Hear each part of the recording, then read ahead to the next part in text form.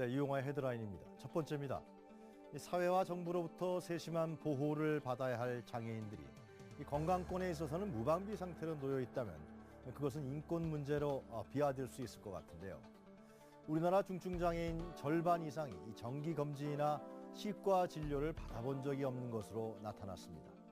더욱이 이들이 이렇게 건강관리에 소홀한 이유는 의료비 부담, 그리고 편의시설 부족, 또 장애인 재활병원 등의 부족 등이 꼽혔습니다. 국가인권위원회 조사 결과의 발표에 따르면요, 응답자의 15.9%는 자신의 키를 모른다 이렇게 답했습니다.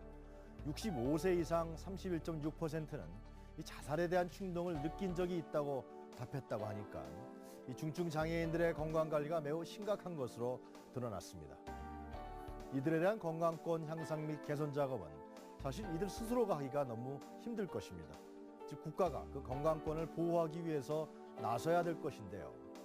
이번 인권위원회 조사 결과를 잘 분석해서 이 장애인들에 대한 기본적 권익이 대폭 개선되기를 바라겠습니다.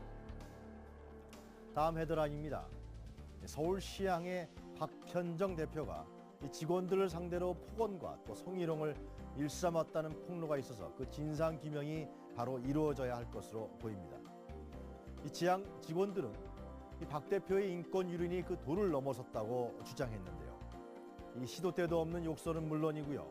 회사에 손해가 나면 월급에서 까겠다. 못 갚으면 장기라도 팔아야 한다는 등 폭언도 일상적으로 이루어졌다는 겁니다.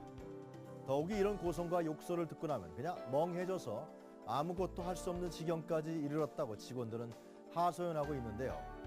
특히 여직원들에겐 성적인 수치심까지 불러일으키는 말도 공공연하게 했다는 것이 직원들의 주장입니다. 또 직원들은 박 대표가 부적절한 인사를 일삼고 또 이를 합리화하기 위해서 내부 규정을 바꾸는 등 인사 전횡도 저질렀다면서 퇴진을 강력하게 요구하고 있습니다.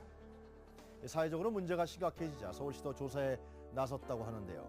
만약 직원들의 주장이 사실이라면 일벌 100개로 다스려야 함은 물론이고요. 어떻게 그런 인사가 시향 대표에 오를 수 있었는지 그 진위 여부도 함께 밝혀야 될 것으로 보입니다. 이용화의 헤드라인 마치겠습니다.